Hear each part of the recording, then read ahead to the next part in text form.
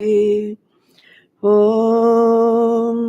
सहना भवतु सहनौ भुनक्तु सह वीर्यं करवावहै तेजस्विनावधीतमस्तु मा विद्विषावहै।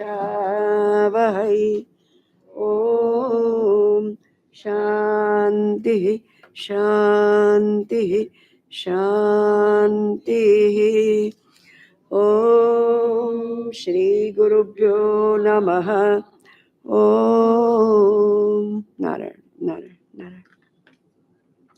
ब्रह्मस्मि माला श्लोक 61 61।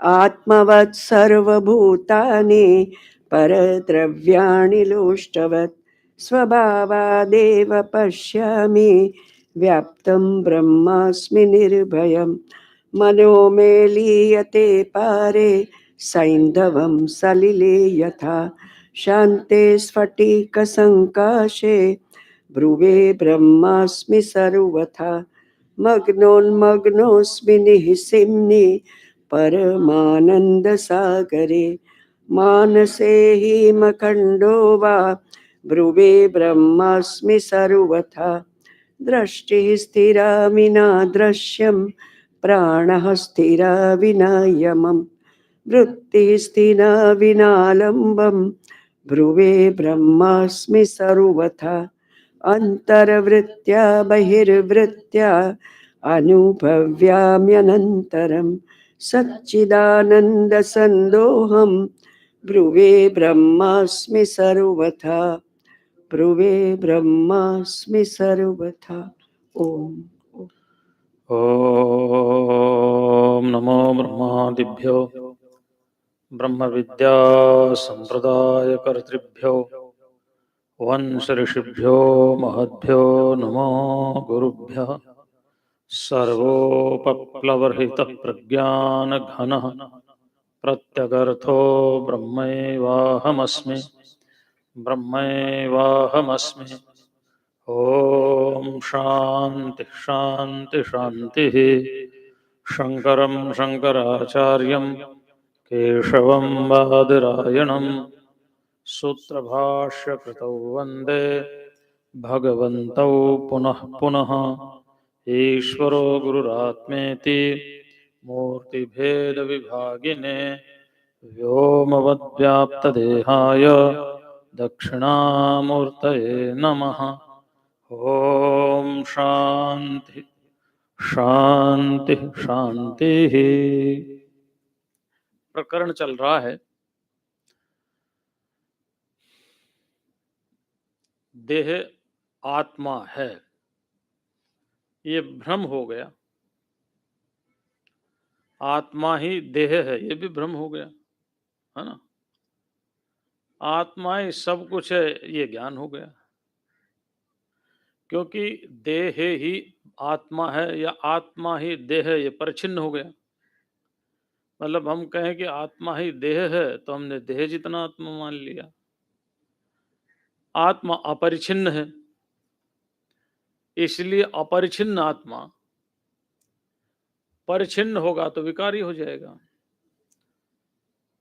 तो कहते हैं कि गृहत्वेन काष्ठानि खंगत्वेन लोहता विनिर्णीता विमूढ़ेन देहवत्वेन तथात्मता।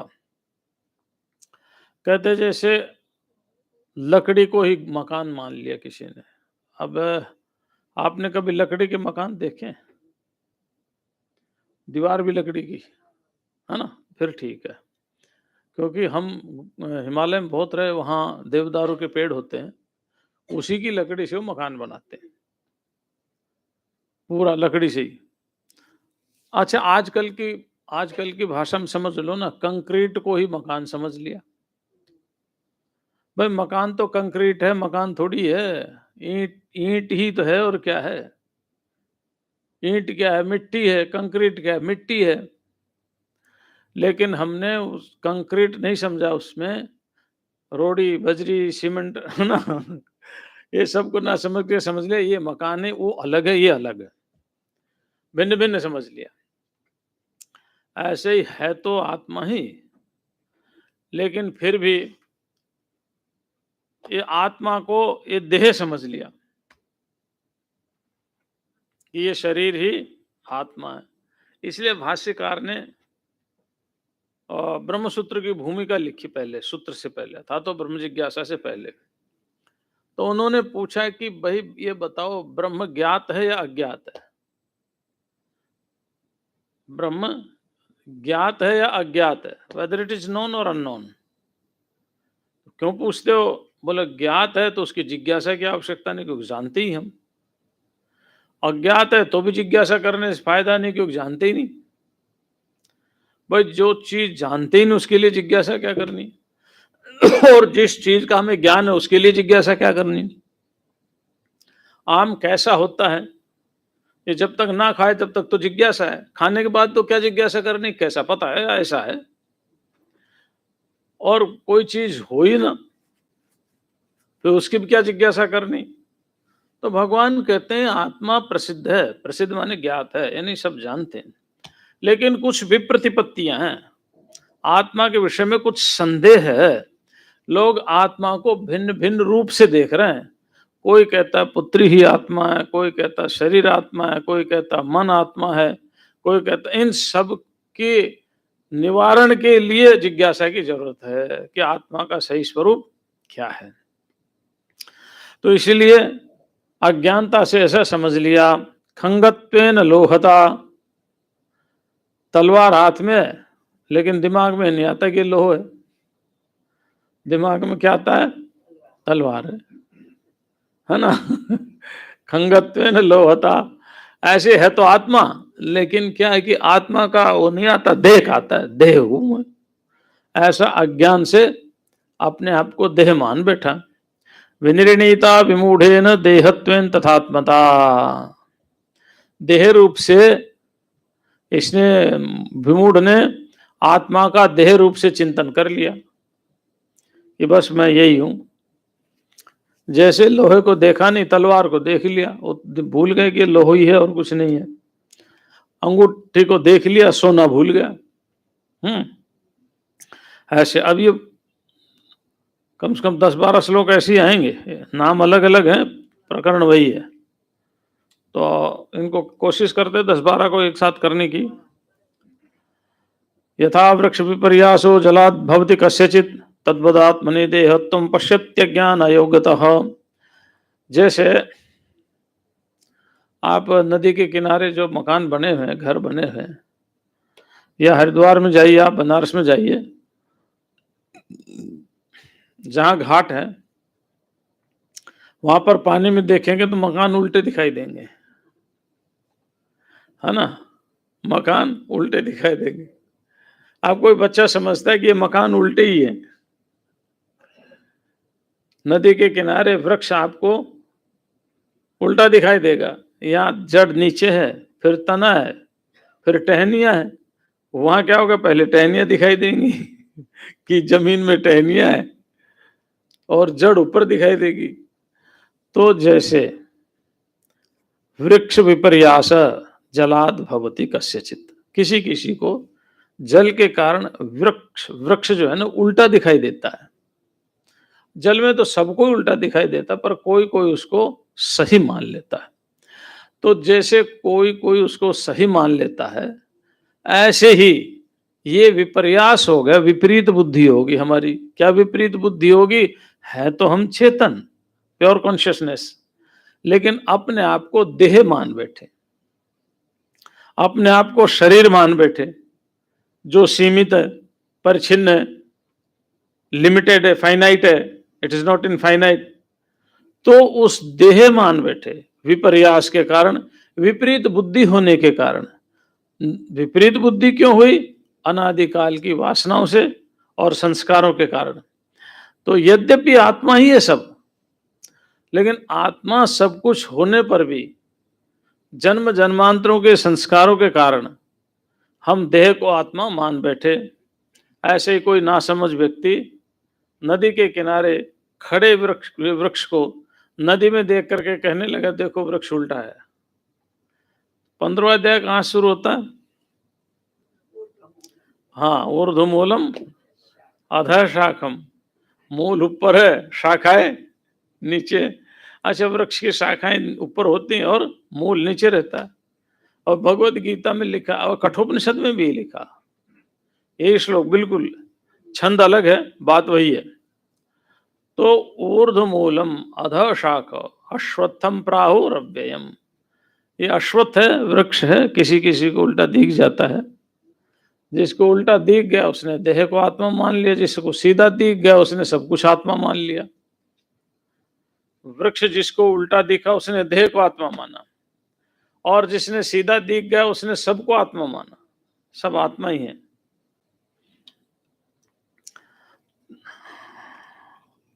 पोतेन गच्छतः पुंस सर्वं भाति चंचलम तद्वदात्मनिदेहत्वं पश्यत्यज्ञान योगतः, अज्ञान के कारण देह को आत्मा समझता है। जैसे आदमी नाव पर चल रहा है ना, नाव पर चल रहा है तो नाव पर चलते हुए क्या लगता है कि जैसे ये वृक्ष वगैरह सब घूम रहे हैं।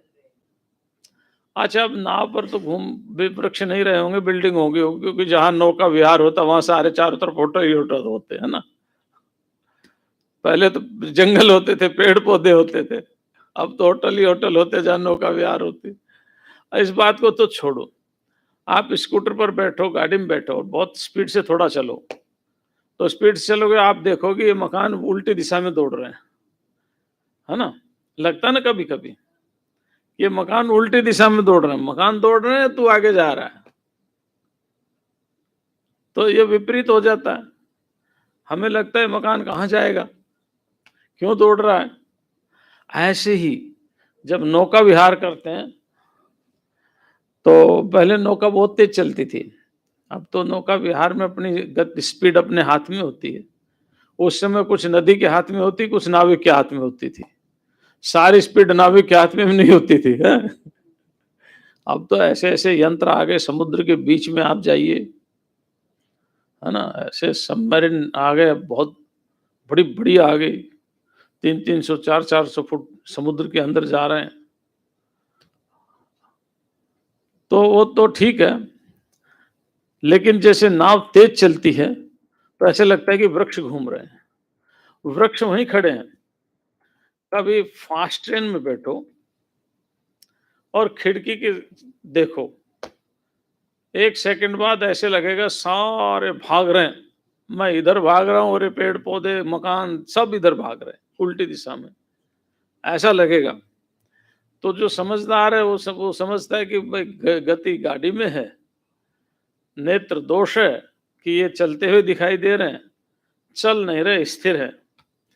ठीक ऐसे ही भ्रांति होगी हमें, अज्ञान हो गया हमें कि ये देह आत्मा है, जबकि आत्मा ही सब कुछ है। तो परिच्छिन्नता का जो हमें बोध हुआ, परिच्छिन्नता का, ये परिच्छिन्नता का बोध हुआ अज्ञान के कारण। किसके कारण? अज्ञान के कारण, ड्यू टू इग्नोरेंस, अज्ञान के कारण हुआ। भागवत में बहुत प्यारा श्लोक है, वो कहते हैं कि व्यक्ति को भय पैदा हो गया। पूछा भाई भय क्यों हो गया? इसलिए भय हो गया कि हमने भगवान से मुख मोड़ लिया, ईशाद अपेतस्य। तो आप पूछा भाई भगवान से मुंह क्यों मोड़ा? बोले हमारी स्मृति विपरीत हो गई थी, यानी अज्ञान आ गया था। अज्ञान के कारण हमने भगवान से मुंह मोड़ लिया, भगवान से मुंह मोड़ लिया तो भय आ गया। भय नाम की कोई चीज है नहीं। भयम द्वितीया निवेशित सैदीशाद अपेतस्य विपर्ययो स्मृति। तो भय क्यों पैदा हुआ?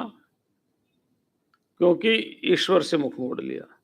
ईश्वर से मुख क्यों मोड़ा? विपरीत ज्ञान हो गया हमें, ज्ञान की जगह अज्ञान हो गया। तो ये जो देह है इसके साथ तादात्म्य संबंध है मेरा, आइडेंटिफिकेशन विद बॉडी, और जन्म से है, होश संभाला तब से है। तो हमें लगता है कि बस यही आत्मा है। उपनिषद में कथा आती बड़ी प्यारी, आपने सबने सुनी है एक बार असुर असुर के राजा थे विरोचन, क्या नाम था? और देवताओं के राजा थे इंद्र। दोनों प्रजापति के पास पहुंच गए और प्रजापति के पास जाकर के कहने लगे, अधिहि भगो ब्रह्मन, आप हमें ब्रह्म ज्ञान दीजिए।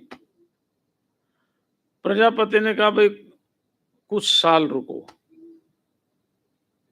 1-2 साल नहीं, 16 साल रुको, फिर हम उपदेश देंगे, रहे हो। फिर गुरु जी के पास पहुंच गया, अब हमारी पूरा हो गया समय, उपदेश दो। कहने लगे, एक सुंदर से पात्र में जल लेकर के आओ, साफ सुथरा। दोनों ने जल मंगा लिया। फिर कहा, जाओ नहा धो करके बढ़िया ड्रेस पहन के आओ, ड्रेसअप होके आओ। इंद्र भी विरोचन भी दोनों राजा तो थे ही, कमी तो कपड़ों की थी ही नहीं, ड्रेसअप होके आ गए। तो प्रजापति ने कहा, इसमें देखो क्या दिखाई देता है। तो उसमें तो अपना ही प्रतिबिंब दिखाई दे रहा था। दोनों को कहा प्रजापति ने, जाओ यही आत्मा है। विरोचन तो आ गया, विचार नहीं किया, आकर के कहने लगा, भाई मैं आत्मज्ञान कराया प्राप्त। क्या है? बोले शरीर ही आत्मा, खाओ पियो मौज करो, यावत जीवेत सुखम जीवेत ऋणम कृत्वा घृतम पिबेत भस्मीभूतस्य देहस्य पुनरागमनम कुतः। जब तक जियो सुख से जियो, ऋण लेकर के घी पियो। कुछ लगता है सतयुग का होगा वो ऋषि, नहीं तो कलयुग में तो कहता है दारू पियो। ऋषि सतयुग का होगा जो ऋण लेके घी पिला रहा है ना? नहीं तो क्या कहता है, ऋणम कृत्वा सुराम पिबेत, ऐसा बोलता वो। खैर ये भी भले नास्तिक हो, पर संस्कार कामता है, घी तो पिलाया ना। ऋणम कृत्वा घृतम पिबेत भस्मीभूतस्य देहस्य पुनरागमनम कुतः।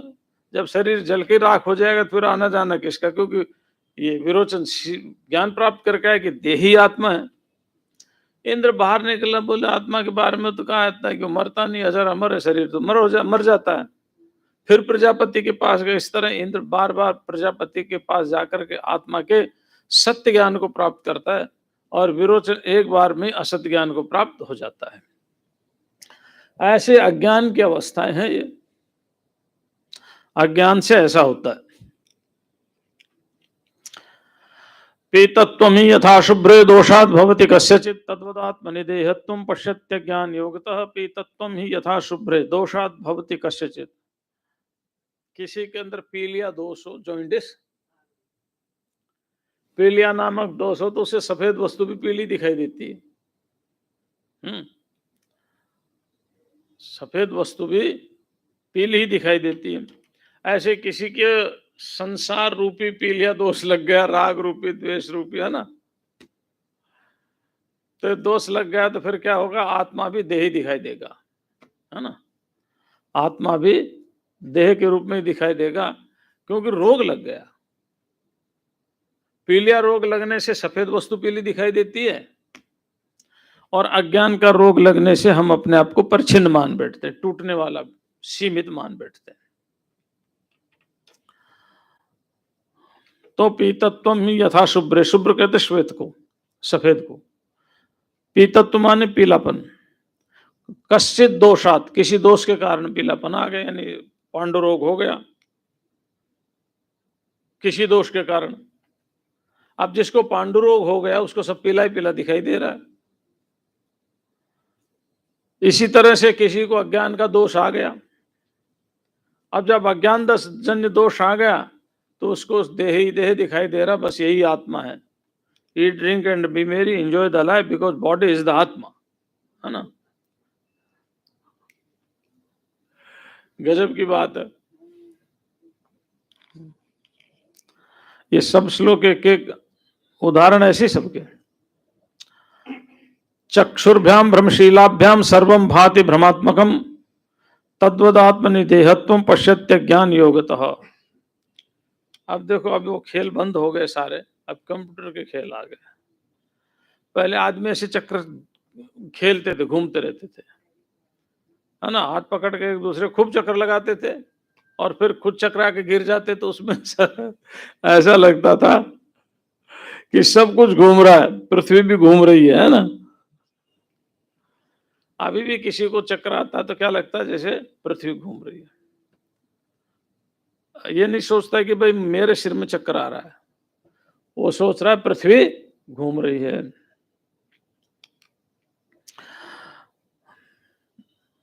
चक्षुभ्याम भ्रमशीलाभ्याम, नेत्रों के घूमने से, यानी जब खेल खेलते थे ना ऐसे घूमते थे, आंखें भी घूमती थी, शरीर भी घूमता था, तो लगता सब कुछ घूम रहा है। सर्वम भाति भ्रमात्मकम तद्वत आत्मनिदेहत्वम पश्यत्य ज्ञान योगतः, जैसे भ्रम ही है सारा और कुछ नहीं है, कोई चीज घूमती नहीं है, भ्रम है। ठीक इसी प्रकार से आत्मा में देह का भ्रम है, अज्ञान योगतः भाति। किसके कारण आभास हो रहा है? अज्ञान के कारण, अज्ञान के योग से, अज्ञान के संयोग से हमें देह आत्मा के रूप में प्रतीत होता हुआ दिखाई दे रहा है। नहीं, ज्ञान अवस्था में अज्ञान अवस्था में है, स्वप्न काल में स्वप्न सच्चे हैं, जागृत काल में जागृत के सच्चे हैं, निद्रा काल में दोनों ही नहीं है। स्वप्न काल के पदार्थ जागृत में नहीं है, जागृत के पदार्थ सुषुप्ति में नहीं है। ठीक है ना? कहाँ चले जाते हैं? सुषुप्ति में। तो ऐसे ही है, ज्ञान होने पर ये सारे के सारे पदार्थ दिखाई नहीं देते। अज्ञान योगतः पश्यति, अज्ञान के कारण वह देखता है। क्या देखता है? आत्मा को देह के रूप में, अज्ञान के कारण देखता है। अलातम भ्रमणेनैव वर्तुलम भाति सूर्यवत् तद्वदात्म निदेहत्वम पश्यत्य ज्ञान योगतः। अब देखो, पता नहीं आपने कभी कोई खेल खेला नहीं खेला, इस तरह का कंप्यूटर का जमाना रहा है।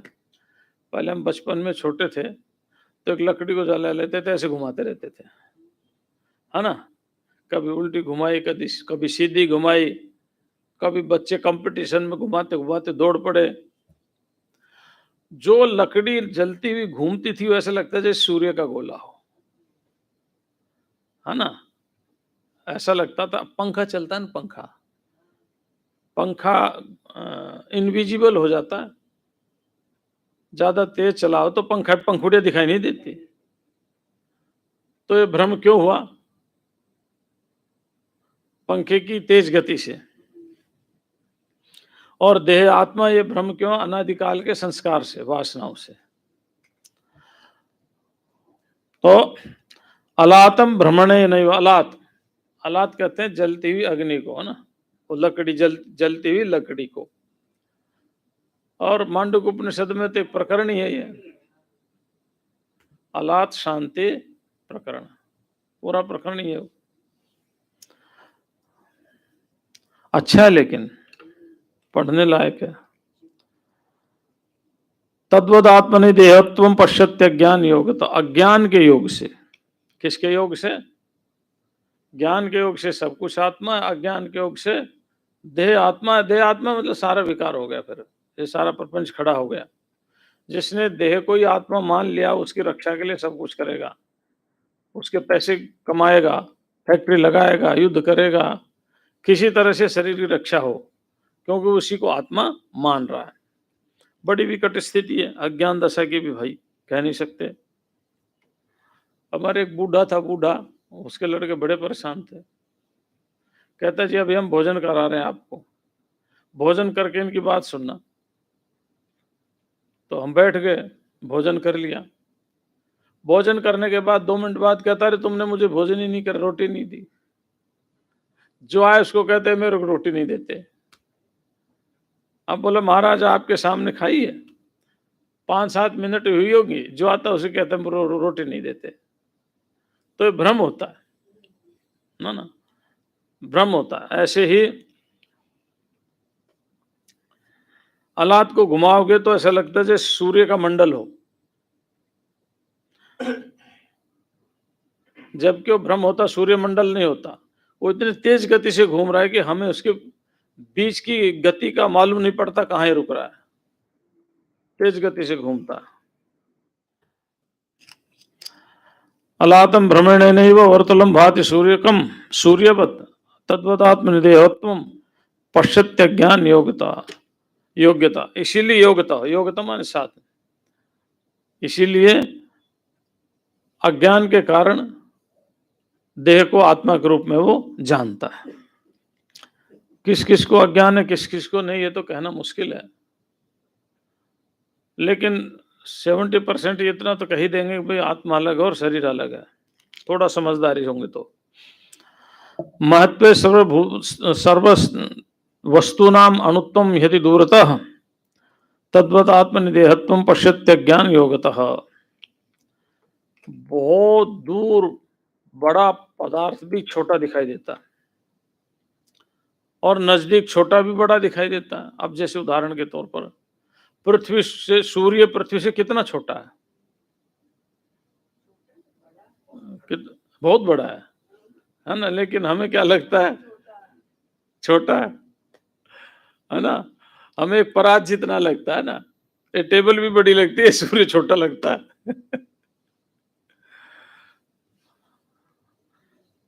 तो इसलिए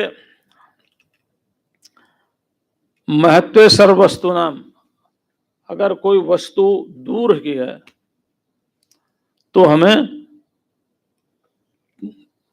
छोटी लगने लगती है, और जो नजदीक की है वो हमें बड़ी लगने लग जाती है। ठीक है ना, जो हवाई जहाज उड़ते समय ऐसा लगता है जैसे पॉकेट में आ जाएगा, उसी हवाई जहाज में पास से देखो ऐसा लगता है मेरे जैसे में 200 आदमी बैठ जाए, है ना। तब ऐसा लग रहा था उड़ती हवाई जहाज को देख करके, ये क्या है, छोटी सी तो है, इसको पॉकेट में रख लेंगे। तो दूर से बड़ी वस्तु भी छोटी दिखाई देती है और छोटी वस्तु भी नजदीक से बड़ी दिखाई देती है। दूर से छोटी वस्तु बड़ी नहीं दिखाई देगी, नजदीक से।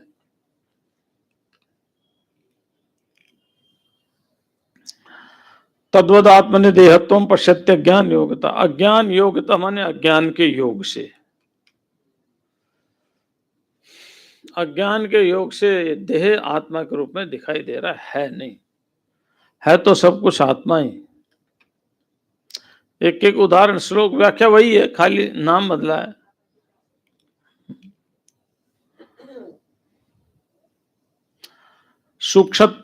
सूक्ष्मत्वे सर्व वस्तुनाम स्थूलत्वम चोपनेत्रता तद्वदात्मनिदेहत्वम पश्यत्य ज्ञान योगतः। जैसे उपनेत्रता माने अणुवीक्षण यंत्र, है ना, ठीक है ना, उससे छोटी छोटी वस्तु भी बड़ी बड़ी दिखाई देती है, ठीक है, अनुवीक्षण यंत्र से। ठीक इसी प्रकार सूक्ष्म में सर्वस्तुनाम स्थूलत्वम चौपन्नता, स्थूल वस्तुओं का भी दूर होने के कारण सूक्ष्म दिखाई देती हैं, भ्रम है और कुछ नहीं है। तद्वदात्मनि देहत्वम स्पर्शत्य ज्ञान योग्यता। ज्ञान के कारण आदमी क्या करता है कि देहत्वम, जो आत्मा उसको देह मान बैठता है। कितने तो उदाहरण दे दिए, लेकिन फिर भी आचार्य शंकर की करुणा दया समझा रहे हैं, एक ही एक बात को कान पकड़ पकड़ कर समझा रहे हैं, कभी इधर से कभी इधर से कभी इधर से कभी इधर से, है ना, कभी दायां कान पकड़ लिया, कभी बायां कान पकड़ लिया, कभी दाहिने हाथ से बाएं पकड़ लिया, बाएं हाथ से दाएं पकड़ लिया। समझा रही श्रुति हम सबको, वेद भगवान समझा रहे हैं।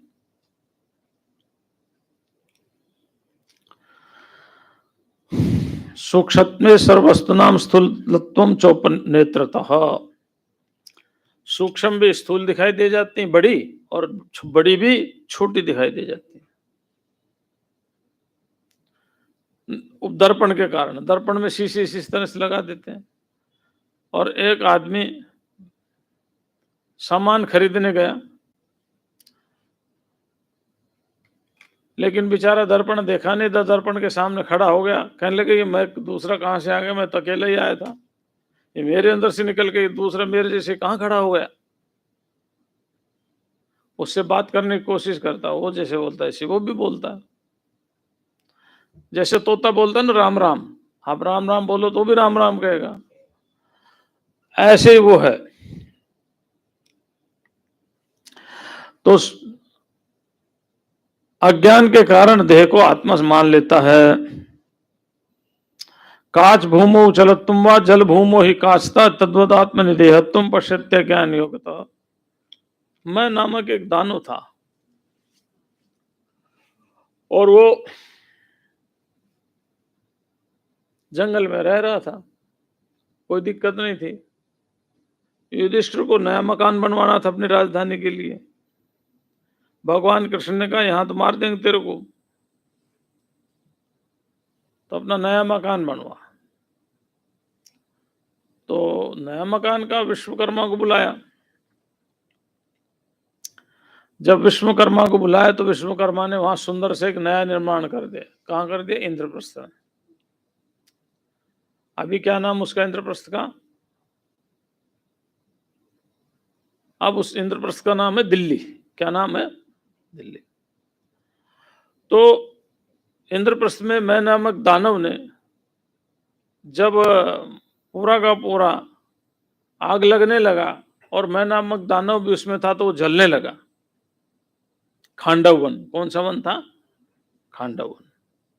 तो उसने कहा मुझे बचा लो। अर्जुन ने कहा हम शरणागत की रक्षा करते, तेरे को बचाया। अर्जुन ने बचा लिया। तो फिर मैं नामक दानव ने वहां एक महल बनाया युधिष्ठिर के लिए। कैसा महल था? उसमें जल में थल दिखाई देता था और थल में जल दिखाई देता था, और उसी में दुर्योधन फंसा था। तो कहते हैं ऐसे कांच भूमऊ जलत्वम वा, जैसे कांच में पानी दिखाई देता है, चमकते हुए बालू में जल दिखाई देता है, लेकिन जल होता नहीं।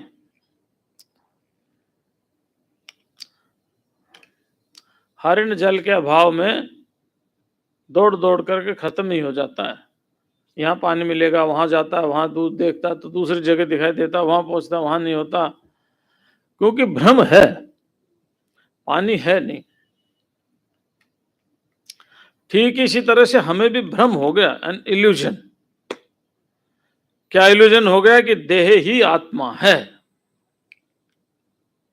आत्मा की अजरता अमरता को भुला दिया, देह में फंस गए, और देह में फंस करके भोगों के ऐश्वर्य को भोगते भोगते ऐसा लगा जैसे अब अजर अमर होगा, मैं मरने वाला नहीं।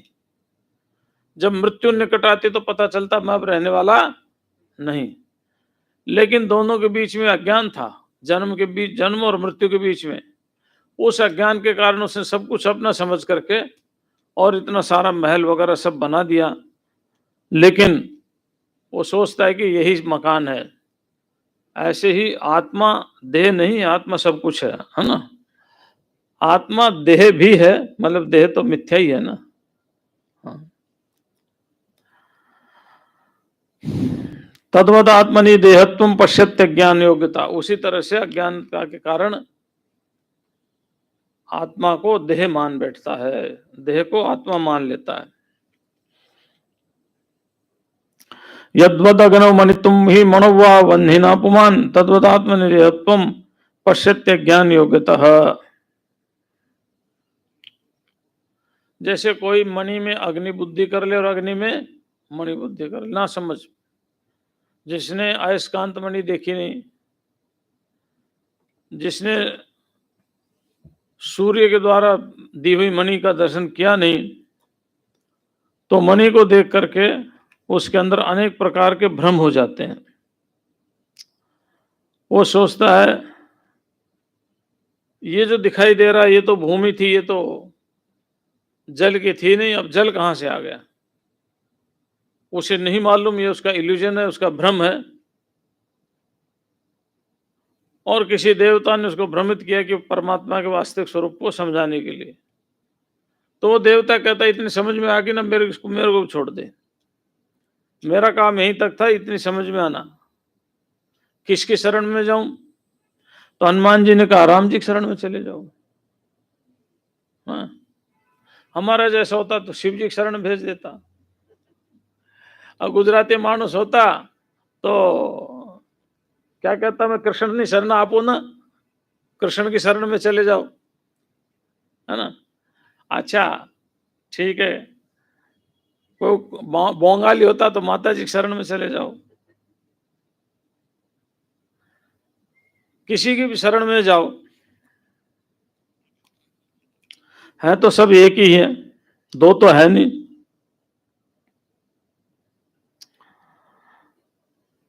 तो जैसे मणि में अग्नि का और अग्नि में मणि का भ्रम होता है, वैसे ही देह में आत्मा को लेकर के भ्रम हो जाता है कि आत्मा ही देह है और कुछ है नहीं। विरोचन वाली स्थिति आ जाती है। किस वाली आती है? विरोचन वाली। और विरोचन वाली स्थिति अब ज्यादा है। पहले कहावत थी, सोच बाहर जाते थे और खाना घर में खाते थे। अब उल्टा हो गया, अब खाना खाना भी घर में और सोच भी घर में है। अरे राम राम राम राम, कैसा कलयुग आया। ऋषियों का युग होता तो कहते क्या मनुष्य है ये, लेकिन देश काल परिस्थिति ऐसी है, क्या करे। आवश्यकता आविष्कार की जननी होती है। आवश्यकताएं ज्यादा थी, सामान कम था, मतलब पृथ्वी का विस्तार कम है, संख्या ज्यादा है। अच्छा, पृथ्वी का विस्तार भी देखा जाए, व्यक्ति को कहना मुझे यही चाहिए, यही, दूसरा तो कहता मुझे यही चाहिए, तीसरा भी कहता, चौथा भी कहता तो ठीक है, जो ज्यादा पैसे देगा ले जाओ।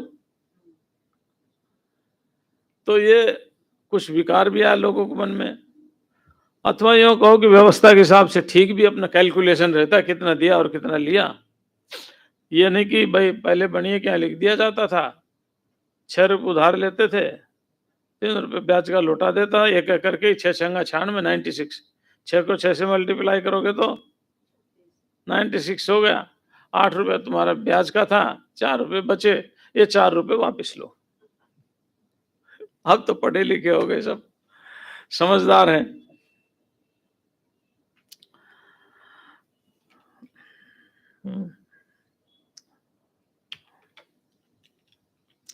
अमरेशु सत्सु धावत्सु सोमो धावती भाति वही। आपने आकाश देखा है, आकाश में बादल भी देखा है, बादल में चंद्रमा भी देखा है ना। लेकिन जब आकाश चल रहा होता अपनी गति से, और सूर्य आकाश नहीं चल रहा, चंद्रमा, थोड़ा आप भी कंक्लूजन ठीक कर लिया करो मेरा, क्योंकि बादल चलते हैं प्रवाह में, कभी कभी ऐसा बोला जाता है। हाँ, तो बादल चल रहे हैं, चंद्रमा वही है, लेकिन हमें क्या लगता है चंद्रमा चल रहा है, चल रहा है ना। हाँ?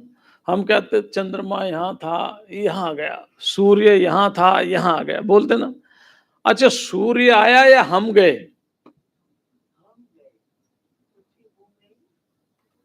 हम गए, लेकिन गति सूर्य भी कर रहा है अपने अक्ष पर।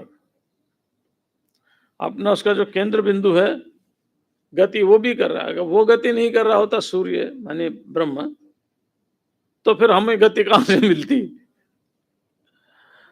वो ईश्वर के रूप में माया का अधिपति होकर के और संसार को चला रहा है, बढ़िया व्यवस्था दे रहा है। आप तो देख रहे हो, वो चला रहा है, लेकिन उसको भ्रम नहीं होता, हमें भ्रम हो जाता है।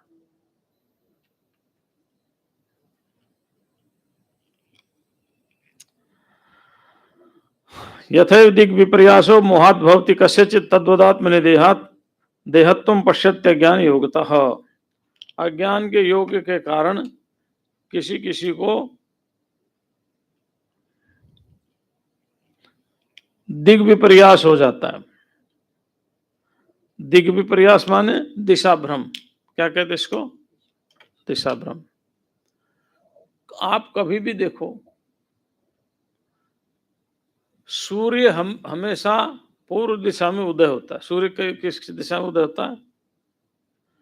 अच्छा, एक और बात है, हमारे आचार्य ने आप पूछा कि भाई पूछना किसी से, सूर्य पूर्व दिशा में उदय होता है या जिधर सूर्य होता है उसको पूर्व दिशा कहते हैं?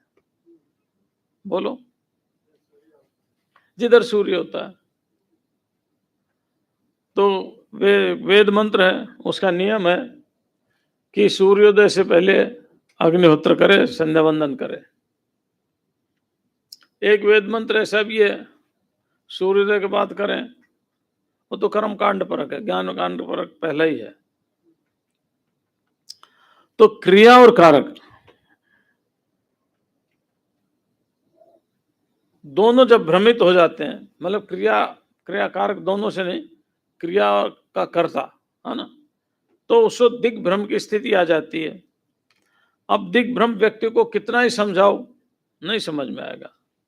हमारे साथ बहुत सी बार होता है, हम जगह जगह जाते हैं ना, हमारे साथ बहुत होता है। लगता है कि अब गुजरात में और राजस्थान में, दिल्ली में सूर्योदय में कितना अंतर है, सूर्यास्त में अंतर है। भाई कोस्टल एरिया, गोवा, दमन द्वीप भारत का ही तो हिस्सा है ना, वहां के टाइम में हमारे टाइमिंग में अंतर है। एक और बात, ये तो आप प्रत्यक्ष अनुभव कर सकते हो, जो बच्चा एसी में सोता है और जो बच्चा एसी में नहीं सोता, कितना अंतर होता है ना। तो जो ध्यान के लिए, साधना के लिए कुटिया बनाई जाती है, उसमें भी आसक्ति हो जाती है, औरों की तो बात छोड़ो।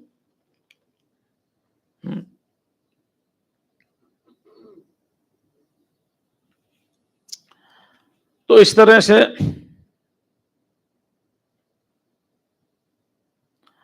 आप देख रहे हैं कि जब दिग्भ्रमित हो जाता है तो व्यक्ति को कितना भी समझाने की कोशिश करो, मानता नहीं है। कहीं ऐसा ना हो हमारा भी दिग्भ्रम हो गया हो आत्मा को लेकर के, परमात्मा को लेकर के। हम परमात्मा का भजन करते हैं क्योंकि परमात्मा सत स्वरूप है, चित स्वरूप, आनंद स्वरूप है, सच्चिदानंद हो गए ना। तो हम परमात्मा का भजन करते हैं, उसको आत्मा से अलग मान के करते हैं कि एक मान कर करते हैं। ईश्वर को और आत्मा को अलग अलग मान के करते हैं कि एक मान के करते हैं? भजन तो अलग अलग में ही होगा ना। लेकिन माया की उपाधि है ईश्वर, और कुछ भी नहीं है। उपाधि टूटी, ईश्वर भाव समाप्त। ऐसे जीव, उपाधि जब तक है जब तक जीव भाव है, उपाधि टूटी, जीव भाव समाप्त। बोले महाराज एक बात बताओ, ब्रह्मज्ञानी को दुख सुख होता है नहीं होता? क्यों नहीं होगा, ब्रह्मज्ञानी को दुख भी होगा, सुख भी होगा, पर उसको दुख सुख स्पर्श नहीं करेंगे। मतलब दुख में दुखी नहीं होगा और सुख में, हाँ, वही महात्मा वाली बात है। कैप्सूल का लेकर के मुंह में और कहता हाँ हाँ मौज होगी कैप्सूल रूपी भगवान को, और ये भगवान को भोग लगाएंगे हम।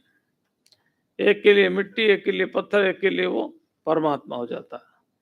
जिसकी जैसी भावना होती है उसी के अनुरूप भगवान अपने अनेक रूप धारण कर लेते हैं।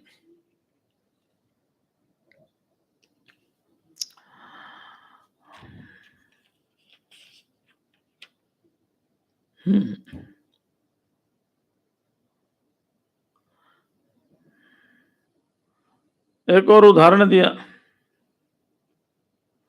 मानो किसी की छोटी बहन है,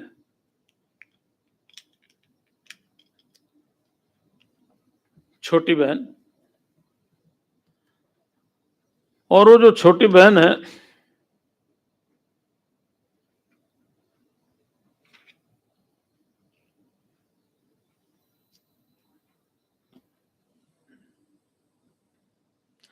यथा शशि जले अग्नि चंचलत्वेन कस्यचित् तदोदात्मनिदेहत्वं पश्यत्य ज्ञान योगिता। जैसे किसी को जल में चंद्रमा हिलता हुआ दिखाई देता है ना, उसी प्रकार अज्ञान के कारण मनुष्य आत्मा में देह भाव देखता है। जल में चंद्रमा, पानी को हिलाओ तो चंद्रमा हिलता दिखाई देता। आपने भगवान कृष्ण के बारे में पढ़ा होगा ना, मैया मैं तो वही खिलौना लूंगा, मचल गया अम्मा, मैया मैं तो वही खिलौना लूंगा। कौन सा? चांद। हाँ, माँ बैठी थी अपनी सखियों के साथ, लाला उनकी गोद में था, आकाश में चंद्रमा दिख गया, बोले मुझे वही खिलौना दो। मचल गया वो तो, मुझे वही खिलौना दो। अब बात यह कि खिलौना वो कहां से आए? माँ ने बहुत समझाया, इसमें दाग है, इसमें ये है, इसमें वो है, बहुत समझाया, नहीं माना। तो माँ ने क्या किया, एक परात में पानी रख के दिखा दे, बेटा ये खिलौना ले, हाथ दे, तो अब चंद्रमा नहीं। बोला वही खिलौना दो, यहां तो नहीं है। खैर माँ ने बच्चे को मनाया होगा, क्योंकि बच्चों को मनाने में माँ बहुत कुशल होती है। कुछ विद्याएं परमात्मा सभी को सहज देता है, क्योंकि संसार चलाना है ना उसको, उसको संसार चलाना है ना। परमात्मा कुछ विद्याएं सहज देता है। हाँ, तो चंद्रमा हिलता नहीं है, हिलता क्या, पानी का प्रतिबिंब है। चंद्रमा नहीं हिलता, पानी का प्रतिबिंब हिलता है। लेकिन बच्चा क्या समझता है, चंद्रमा हिल रहा है।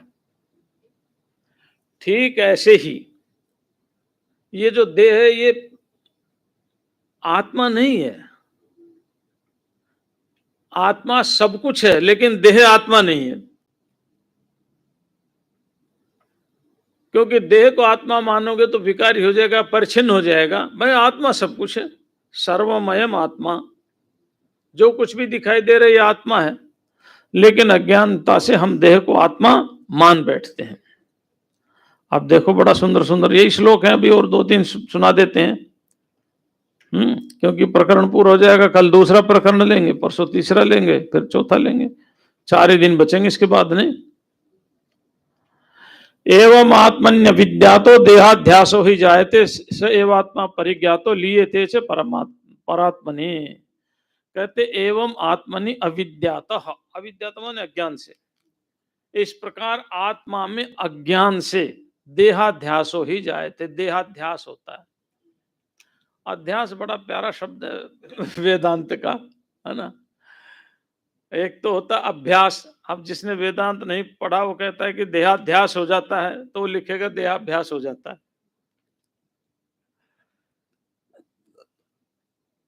अध्यास की परिभाषा भगवान शंकराचार्य ने ब्रह्मसूत्र में दी है, अतस्मिस् तद्बुद्धि रित्यवोचाम। अध्यास किसे कहते हैं, अतद में तद्बुद्धि। सांप है नहीं, लेकिन सर्प बुद्धि कर ली। अतद में तद्बुद्धि, सर्प है नहीं, सर्प बुद्धि कर ली। थी तो रज्जू, रस्सी थी, लेकिन रस्सी के रहते हुए भी हमने उसमें सर्प बुद्धि कर ली, तो इसको कहते हैं अतद में तद्भास। और फिर क्या हुआ, डरने लग गए, भयभीत होने लग गए। कोई टॉर्च लेके आया तो पता चला रे रे रे रे रे रे रे। हाँ हाँ हाँ, ऐसे ही कोई ब्रह्मज्ञानी गुरु वो बैटरी लेकर के आता है, लाइट लेकर के आता है, और शिष्य पर कृपा करता है, उसको ज्ञान हो जाता। कहते हैं हाँ, कहाँ फंस गया था मैं सोचता है संसार है, संसार है ही नहीं, सब आत्मा ही आत्मा है। अज्ञान से अध्यास, अध्यास हो जाता है ज्ञान से। अध्यास की परिभाषा मैंने बताई दी है ना। सेवात्मा परिज्ञातो लियते च परात्मनि। और अध्यास को खत्म कर दिया जाए तो वो आत्मा ही परमात्मा के रूप में दिखाई देता है। अच्छा, अध्यास को कैसे खत्म करें, दीपक जला के हैं? अध्यास को खत्म करने की जो प्रक्रिया वेदांत में है,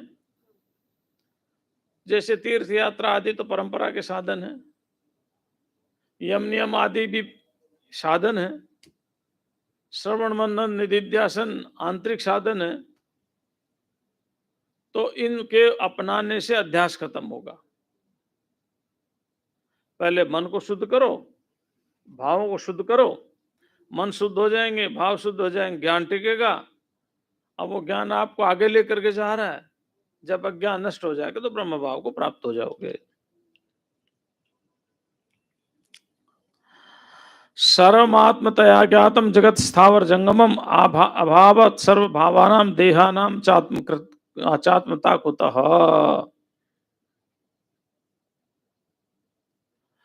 कहते हैं सर्वात्मतया ज्ञातम।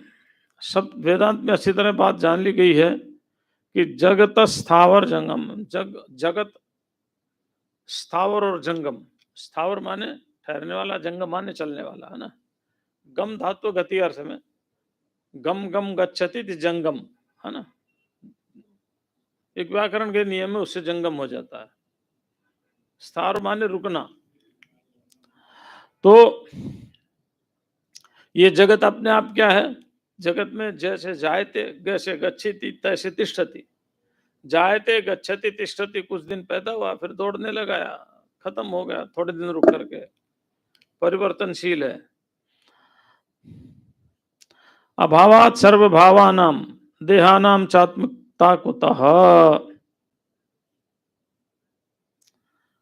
अगर आपने आत्मा के रूप में मान लिया या आत्मा को जान लिया, तो आत्मा को जानने के बाद क्या है, संपूर्ण भावों का अभाव हो जाता है।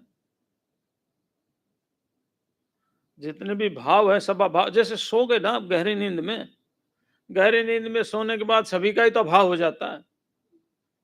ऐसे वो थोड़ी लंबी गहरी नींद है, थोड़ी गाढ़ी है ना। यहाँ तो फिर भी थोड़ी बहुत चिंता रहती है, रात को भी पति की, बच्चों की, कोई हार ना हो जाए, बीमारी ना हो जाए, वो प्यासा सो गया, कहीं रात को रोटी ना मांग ले मैं सो जाऊं तो कोई न कोई चिंता रहती है। लेकिन वो जो है ना, वो ब्रह्मा जी का एक रात, वो लंबी निद्रा है।